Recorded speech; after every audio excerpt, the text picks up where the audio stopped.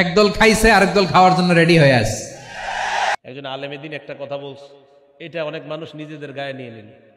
আপনি কেন আপনার গায়ে নিলেন? এটা আপনি গায়ে নিয়ে বুঝাইলেন যে আসলে আপনি সেই অন্যায় করার জন্য তৈরি। কেন আপনি নিজের গায়ে নেবেন? অপরাধ কেন নিজের গায়ে নেবেন? এই জন্য কোনোদিন অপরাধ নিজে, যেমন আমি বললাম, যে ব্যক্তি বেদাতিকে আশ্রয় দেয় তার উপর কার অভিশাপ? এখানে কয়েকজন বললেন, হুজুর কথাটা আপনি কারে বললেন? বেদাতিরে বলছি। হুজুর না, কারে? বেদাতিরে।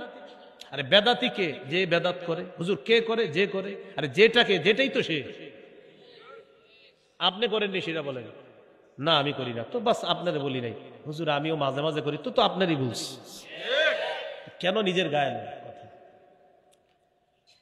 এই জন্য এই যে বললাম জমিনের নিশানা পরিবর্তন করে। এখন দেখবেন অনেকে বলে, হুজুর কথাটা কারে বললো? আপনি বলবেন আপনি নিশানা পরিবর্তন করেননি সেটা বলেন। যদি বলে হ, তো আপনি তো ওয়াজ করছে, আপনি ভালো আছেন। এই হলো বড় বিষয়। আল্লাহ আমাদেরকে বুঝার তৌফিক দান করেন। বলেন আমার সাথে, জুলুম ছোট্ট একটি শব্দ, বড় বিপজ্জনক শব্দ। কি বললাম? ছোট্ট শব্দ কিন্তু বিপদ। এমন বিপজ্জনক, কঠিন বিপজ্জনক। সহিহ বুখারী 4686 নম্বর হাদিস।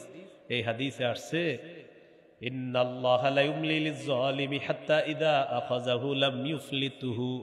আল্লাহ জালেমকে ছাড় দেয়, যখন আল্লাহ তাকে ধরে তখন আর ছেড়ে দেন না। তখন কোরআনের একটা আয়াত নবী তেলাওয়াত করলেন, ওয়াকাযালিকা আখযু রাব্বিকা ইযা আখাযাল কুরা ওয়া হিয়া যালিমা। আপনার রবের পাকড়াও এমনই, যখন কোন জালেম সম্প্রদায়কে পাকড়াও করেন। ইন্না আখযাহু আলীমুন শাদীদ।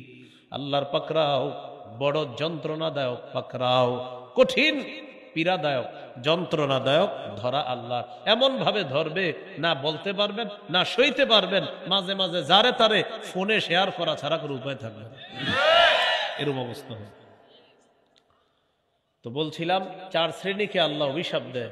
এর মধ্যে এক শ্রেণী হলো যারা মা বাবার অভিশাপ দেয়, তারে অভিশাপ দেয়। আরেক শ্রেণী হলো যারা দখলদারি, চাঁদাবাজি করবে, তাদেরকে আল্লাহ অভিশাপ দেয়।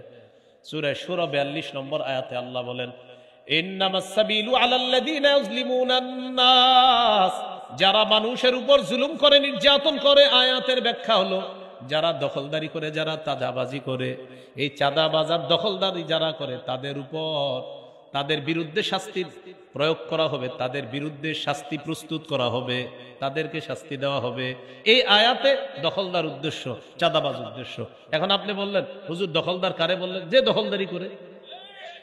এই আয়াত কার বিরুদ্ধে? যে দখলদারি করে, যে চাঁদাবাজি করে। তো এটা কি ভালো কাজ?